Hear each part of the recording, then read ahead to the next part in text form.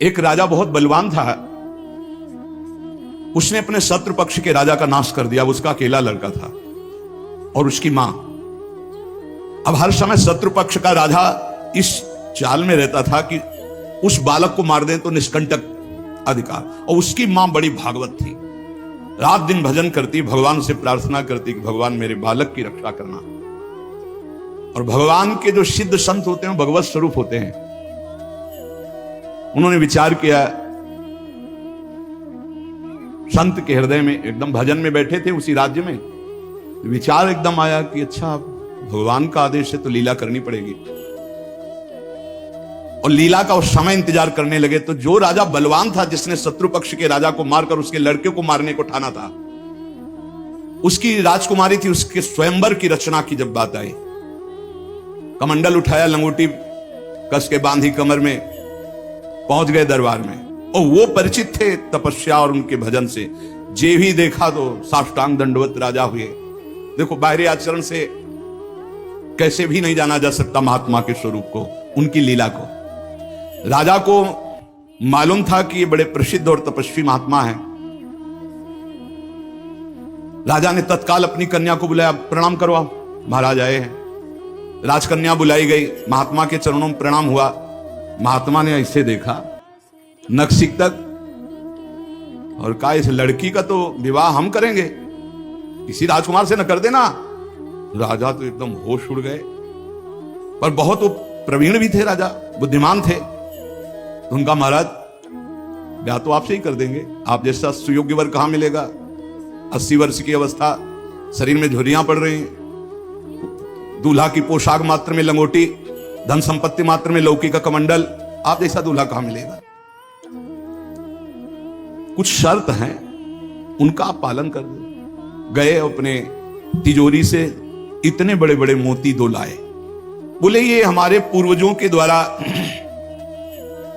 एकत्रित किए हुए 2 मोती हैं, 108 मोती ले आओ।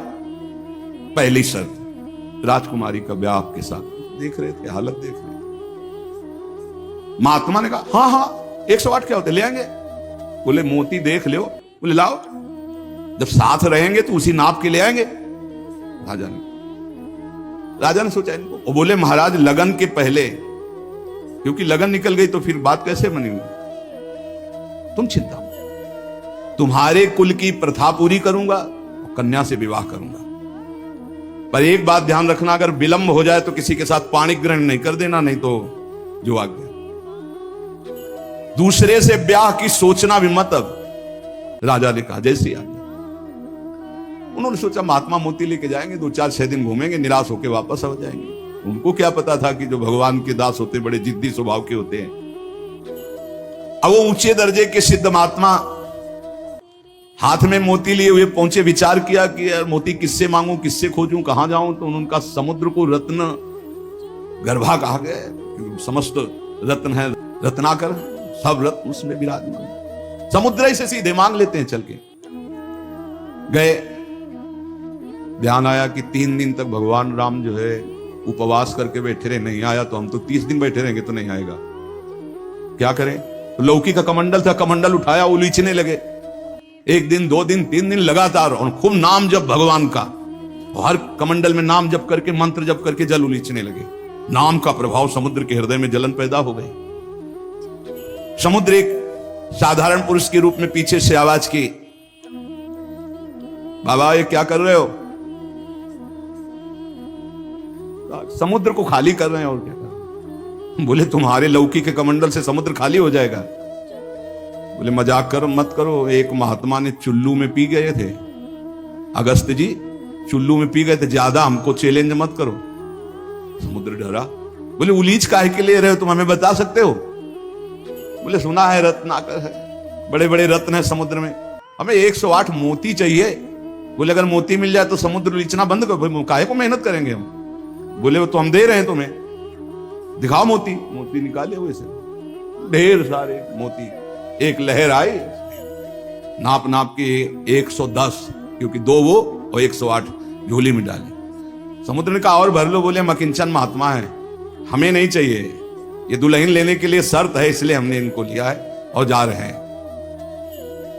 महात्मा जी बड़े गर्व से गए, भगवान की जय जयकार की। राजा देखते ही समझ गया मोती मिल गए, क्योंकि बहुत मुस्कुराहट है। गणित लगाई, लड़की को कैसे बचाऊं? बोले हाँ महाराज। बोले ये ले 110, 2 ही तुम्हारा 108 है।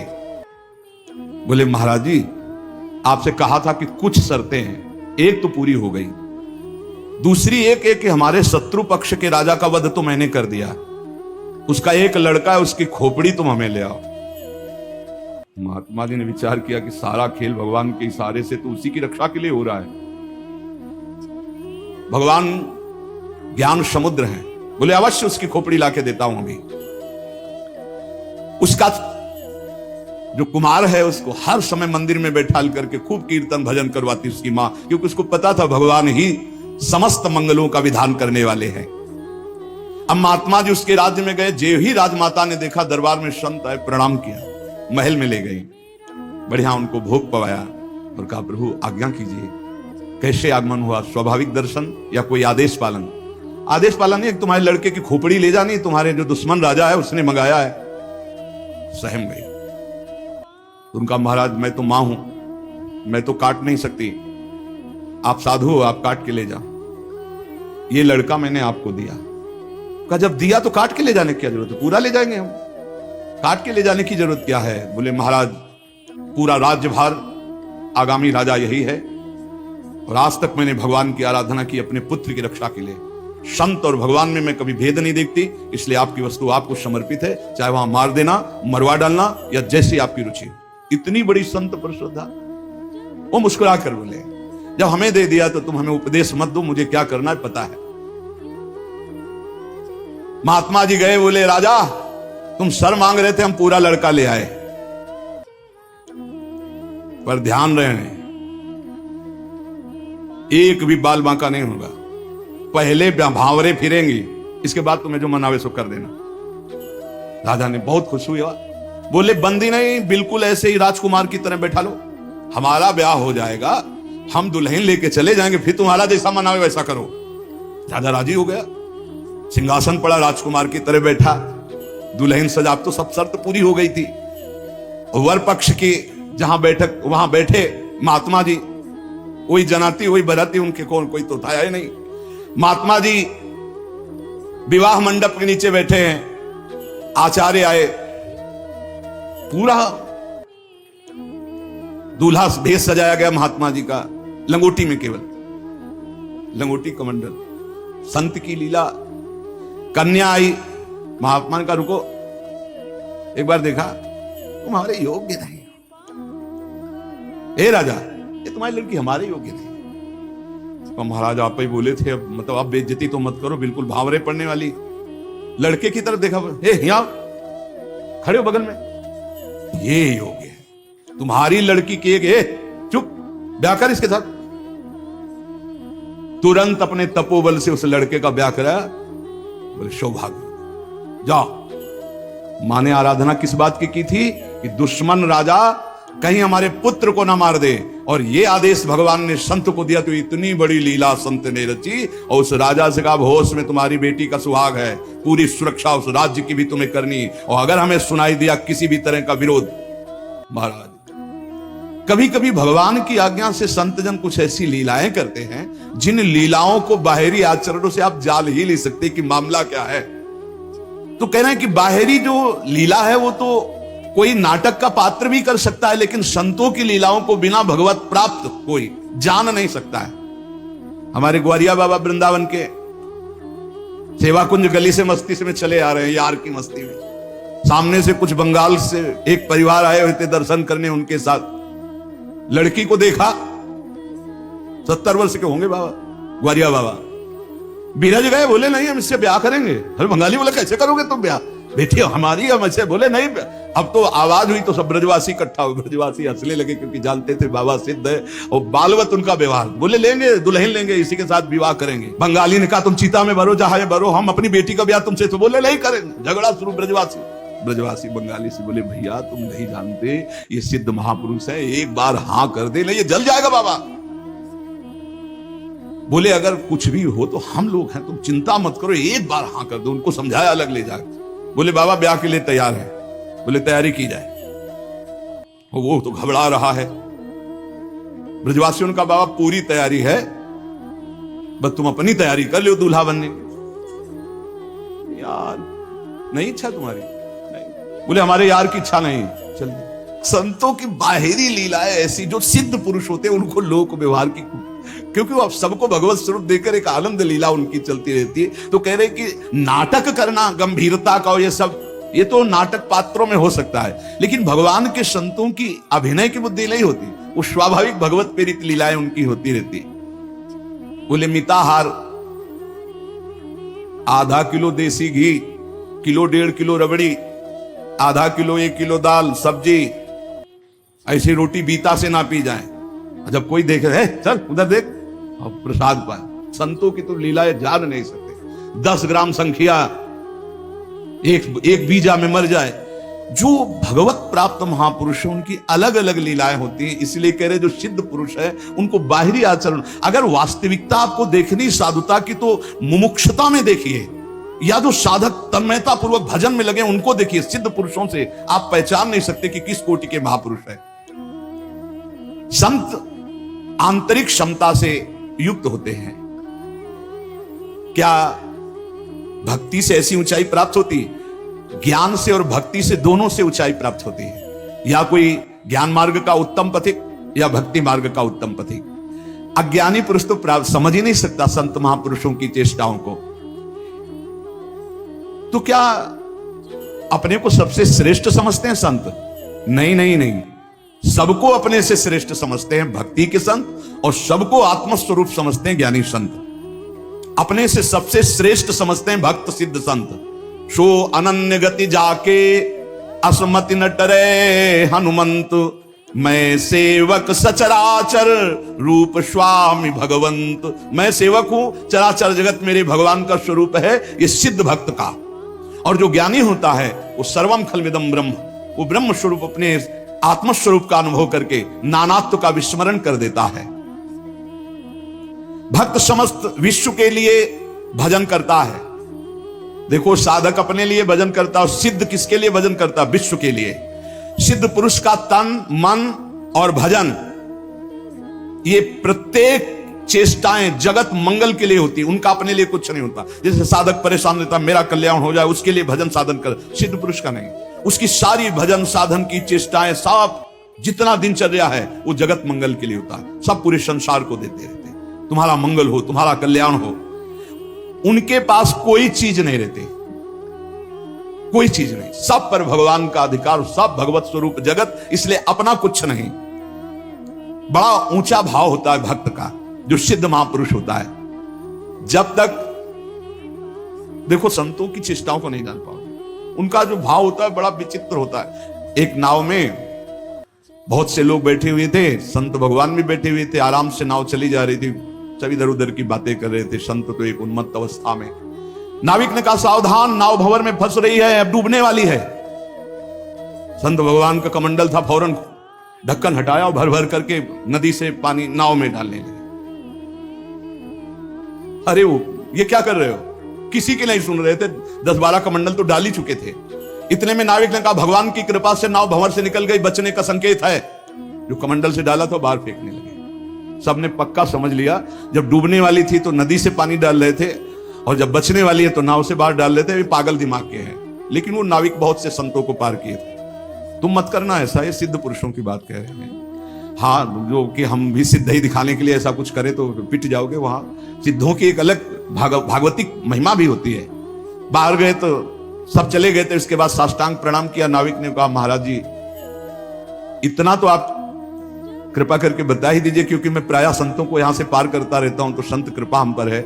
आपके देखने से लगता है कि आप भजन में उन्मत्त रहते हैं। फिर आपकी चेष्टा मेरी समझ में नहीं आई। जब मैंने कहा नाव डूबने वाली तो आपने नदी से पानी, और जब मैंने कहा बचने वाली तो नाव से नदी में डालने लगी। इसका मतलब क्या था? तो उनका जब हमें यह पता चला आपके मुख से कि भगवान डुबोना चाहते, तो हमने कहा भगवान की इच्छा में 10 कमंडल हमारे, तो हम डालने लगे। जब कहा बचाना चाहते तो हमने सोचा भगवान जब बचाना चाहते हैं तो हम भी सहयोग करें, तो जो डाला था वो बाहर कर दिया। जोई जोई प्यारो करे सोई मोई भावे भावे, मोई जोई सोई सोई करें प्यारे। जो इस सिद्धावस्था को प्राप्त है वो भगवान की रुचि में रुचि मिला के चलते हैं। ऐसा आप मत करना, वो सिद्धों की अलग लीला होती है। तो यहां कह रहे हैं जो भक्ति में जो परिपक्व महापुरुष है वो सारे जगत को भगवत स्वरूप मानकर अपने तन मन भजन के द्वारा सबका मंगल करते रहते हैं, सबका हित करते रहते हैं। संतों में भागवती का आवेश होता है, वो बनावटी नहीं होता, भागवती का, उससे जगत मंगल होता रहता है। बनावटी खूब गढ़ छोल करके वचन बोलना, खूब लच्छेदार भाषण करना, ये तो बुद्धि की दरा से हो सकता है, लेकिन जो संतों में एक भागवती होता है उसी से जगत मंगल होता है, उसी से जन कल्याण होता है। उसमें टुटका और जंतुर और कलावा और राख हो इनकी कोई जरूरत नहीं होती, उनकी दृष्टि मात्र से, वचन मात्र से जगत मंगल होता है। मुद मंगलमय संत समाजू, जो जग जंगम तीर्थ राजू, चलते फिरते साक्षात तीर्थ राज हैं। जो दरस परस अग्नाश बास निज संग करो दिन, जिनके दर्शन मात्र से, स्पर्श मात्र से बड़े बड़े पाप नष्ट हो जाते हैं, ऐसे भगवान के प्रेमी संत जन होते हैं। तो क्या जैसे अज्ञानी मनुष्य को देह में ममता होती है, आसक्ति होती है, वैसे क्या संतों को भी अपनी देह प्यारी होती है? वैसा कि मैं पुरुष हूं और ऐसा अभिमान होता है? बिल्कुल नहीं। विशुद्ध ज्ञान और विशुद्ध प्रेम में मिट जाता है, बिल्कुल नहीं रहता। एक बार यही प्रश्न किया था एक भैरव सिद्ध करने वाले ने आद्य गुरु भगवान शंकराचार्य जी से जाकर कि आपका ब्रह्मबोध होने के कारण शरीर से कोई राग नहीं है? बोले नहीं। बोले हम आपकी गर्दन उतार के ले जाए, हमारी भैरव यज्ञ पूर्ण हो जाएगी तो मैं सिद्ध हो जाऊंगा, क्योंकि आपको शरीर से कोई राग तो है नहीं, मिथ्या है आपकी दृष्टि में। बोले पक्का, पर अभी जो उतारोगे तो शिष्य लोग हैं, ये तुम्हारा हित कर सकते हैं। कल 4 बजे आना, यहीं पीपल के नीचे मैं ध्यानस्थ दूंगा, सर उतार ले जाना। वो 4 बजे आया अस्त्र लेकर, तो स्वामी नरसिंहाश्रम जी महाराज गंगा स्नान कर रहे थे। एकदम आवेश आया, हुंकार भरी दौड़ते हुए आए और वो पहुंच भी नहीं पाया था, उठा के पटक दिया और नाखूनों से उसे फाड़ दिया। फिर एकदम आवेश शांत हो गया। ये भगवत आवेश, ये जो बड़े महापुरुषों के चरित्र हैं, ये बड़े शिक्षास्पद भी होते हैं और ये अलौकिक भी होते हैं। कभी कोई महापुरुषों की नकल न करे, हमारी प्रार्थना है, कभी नकल न करे कि हमारे गुरुजी ऐसे, तो नहीं, जो गुरुजी के उपदेश है उनके अनुसार चले। बड़े सिद्ध महापुरुषों के बड़े विचित्र विचित्र लीलाएं होती हैं। महापुरुषों की बाह्य चेष्टाओं को बिल्कुल नहीं समझा जा सकता, इसलिए कभी उनकी परीक्षार्थ ये जांच न करे कि हम बाहरी आचरणों से उनको, हम आपको सत्य कहते, बड़े बड़े महापुरुषों से मिले, आप कदापि नहीं जान सकते, कदापि नहीं जान सकते कि ये किस कोटि के महापुरुष हैं, किस कोटि के महापुरुष हैं। बहुत बहुत ही बड़े बड़ों को संशय हो जाए कि ऐसा नहीं हो सकता। जैसे भक्त संपूर्ण विश्व को साक्षात अपना इष्ट देव मानता है, काम पड़ने पर विश्व हित के लिए प्राण त्याग सकता है। क्या ज्ञान मार्ग में चलने वाला सिद्ध महात्मा भी ऐसा कर सकता है? हां। पहली बात तो उसकी दृष्टि में देह का, ऐश्वर्य का मूल्य ही नहीं है, तो उसको समर्पित करने में क्या देर लगेगा। अतएव अगर सुख पहुंचाने की जरूरत पड़े जगत को, तो ज्ञानी महात्मा अपने प्राण दे सकता है, जैसे भक्त अपने प्राण दे देता है। क्या ऐसे सिद्ध महापुरुषों के आचरण अनुकरण करने चाहिए? हां, जो आचरण उनके उपदेश से मिलते हो। सच्ची मानिए बहुत मुश्किल है, जो बड़े महापुरुष, शुद्ध महापुरुष, भगवत प्राप्त महापुरुष है, बहुत मुश्किल है, क्योंकि जब तक शरीर भान रहता है, जब तक साधना रहती, तब तक आचरण आप देख सकते हो। बहुत सावधान, अगर वैराग्य देखना है तो साधक में देखिए, और तितिक्षा और ज्ञान मार्ग की चढ़ाई देख ली तो मुमुक्षता में देखिए। न ज्ञान सिद्ध और न भगवत भक्ति के सिद्ध महापुरुषों में आप उनको फिर पहचान नहीं सकते, फिर नहीं पहचान। बड़ा विचित्र खेल है। आचरण वही महापुरुषों के अनुकरणीय है जो उनके उपदेश से मिलते हो। केवल आचरण जो उपदेश से मिलते हो बस पकड़ लीजिए, उनके सब आचरण अनुकरणीय नहीं है। एक एक उनके आचरण आपको भगवत प्राप्ति करा सकते हैं, पर वो आचरण जो उनके उपदेश से मिलते हो, बिल्कुल आप लोग बिल्कुल समझ ही नहीं सकते हैं, नहीं समझ सकते हैं। हमने देखा है महापुरुषों को, पर उनके साथ बिल्कुल ऐसे रहा जाता है जैसे बच्चा, बालवत, जैसे छोटा बालक घरौंदे बनाता है, खेलता है, कुछ मिनट में बिगाड़ कर चल देता है। महापुरुषों की बड़ी विचित्र गति होती है। इसीलिए लिखा है मात संगस्त दुर्लभ हो, फिर एक शब्द लिख दिया देवर्षि नारद जी ने, अगम्य हूं, आप निर्वाह नहीं कर सकते हो। अगर कर ले गए तो अमोघस्य, निश्चित भगवत प्राप्ति, निश्चित भगवत प्राप्ति। एक बार महाराज चक्रवर्ती सम्राट मरुत 100 यज्ञ का अनुष्ठान किया। 100 यज्ञ करने वाला देवराज इंद्र का अधिकारी हो जाता है। जो पद है वो। देवराज इंद्र ने सोचा कि अब कैसे रोका जाए, तो उन्होंने वशिष्ठ जी से सीधे जाके, तो वशिष्ठ जी खड़े होकर आदर किए, क्योंकि त्रिभुवनपति देवराज इंद्र देवताओं के। देवराज इंद्र ने कहा हम यज्ञ के लिए तुम्हें आचार्य रूप में, तो उनका मरुत ने पहले मुझे स्वीकार कर रखा है क्योंकि मैं उनका कुलगुरु हूं। तो उनका मनुष्य की स्वीकृति से ज्यादा देवताओं की स्वीकृति होती है। मैं देवराज हूं, मैं आपसे निवेदन कर रहा हूं कि मैं आचार्य पद में आपको स्वीकार करता हूं, क्या ये शास्त्र सम्मत नहीं है? उनका ये तो शास्त्र सम्मत है, पहला अधिकार आपका ही है, आप यज्ञ भोक्ता देवता, इसलिए मैं स्वीकार करता हूं आपका आचार्य पद यज्ञ कराने मात्र के लिए। वैसे देवताओं की कुलगुरु तो भगवान बृहस्पति देव हैं। इस ईर्ष्या कि कहीं ये 100 यज्ञ पूरी न। अब महाराज मरुत को जवाब दे दिया कि हम नहीं करा सकते। संकल्प पूर्ति महापुरुष इस पर बहुत ध्यान देते हैं कि जो हमने नियम लिया उसकी पूर्ति हो। मरुत जी व्याकुल हो गए और संत सेवी थे। तो एक दिन देवर्षि नारद जी आए भगवत पेरी। देवर्षि नारद जी से अपनी व्यथा बताई कि हमारा तो सर्वस्व लुट गया, हमारे आचार्य को ही देवराज इंद्र ने अपने पक्ष में कर लिया और उन्होंने मना कर दिया, अब हमारा संकल्प अधूरा रहे। तो बोले तुम्हें बताएं, एक महात्मा है जो तुम्हारी यज्ञ करा सकते, इस समय काशी में है और उनका नाम संवर्त ऋषि है और वो बृहस्पति जी के भाई है, पर वो रहते हैं प्रच्छन्न वेश में, अवधूत वेश में। अगर वो स्वीकार कर लिए तो ही यज्ञ हो सकती, नहीं त्रिभुवन में अब कोई यज्ञ वेत्ता नहीं है जो आपकी यज्ञ करा सके, क्योंकि देवराज इंद्र जब वशिष्ठ जी को अपने में, तो फिर अब कोई वो करा सकते हैं। मरुत ने अपने संकल्प की पूर्ति के लिए कहा मैं पहचानूंगा कैसे? बोले उनको घृणा है तो सिर्फ सबसे घृणा है और रोज 24 घंटे में एक बार विश्वनाथ जी के दर्शन करने जाते हैं। तो विश्वनाथ जी के मार्ग में आप 100 रख देना, जो अवधूत विचक करके भागता नजर आवे तो जान लेना वो महाराज संवर्त ऋषि है। ऐसा ही किया महाराज मरुत ने। दिन भर इंतजार करते रहे, देखा एक पागल जैसे प्रक्षण ऋषि, जो ही देखा 100 तो भाग करके दूसरी तरफ पीछे भागे मरुत जी। अब वो समझ गए कोई मेरा पीछा कर रहा है, तो भागे गंगा के किनारे की तरफ, पेशाब करके ऊपर फेंक देना, थूक देना, ईंट मारना, रज मारना, ऐसे सब। वो कुछ नहीं, विचलित नहीं हुए, हाथ जोड़े भागते ही रहे। एकांत में गए, बोले क्या चाहते हो? महाराज मेरा नाम मरुत है, मैं आपको आचार्य पद पर स्वीकार करता हूं, यज्ञ कराना चाहता हूं। देख ले, समस्त देवता तेरे खिलाफ हो जाएंगे और अगर तूने मुझे फिर आचार्य पद से हटाया तो तुझे भस्म कर दूंगा। अगर मैं आचार्य पद पर बैठा रहा तो किसी भी त्रिभुवनपति की ताकत नहीं है कि तेरी यज्ञ में विघ्न पैदा कर सके। बोले इसीलिए वर्ण कर रहा हूं, प्राण चाहे चले जा, मैं आपको नहीं छोड़ सकता।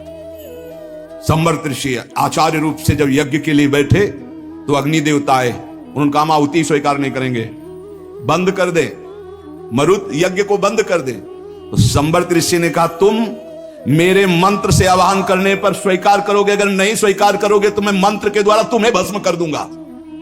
तपोबल से अग्नि देवता को भस्म। अग्नि देवता थर्रा के गए, देवराज इंद्र से कहा बहुत बेढप महात्मा है, मंत्र बल से युक्त है, वो मुझे भस्म कर देंगे, मैं थर्रा गया हूं। देवराज इंद्र जे ही आहुति प्रारंभ हुई, देवराज इंद्र वज्र लेकर प्रकट हुए मरुत को दंड देने के लिए। ऐसे केवल कर दिया तो वहीं वज्र लिए ऐसे खड़े हो गए।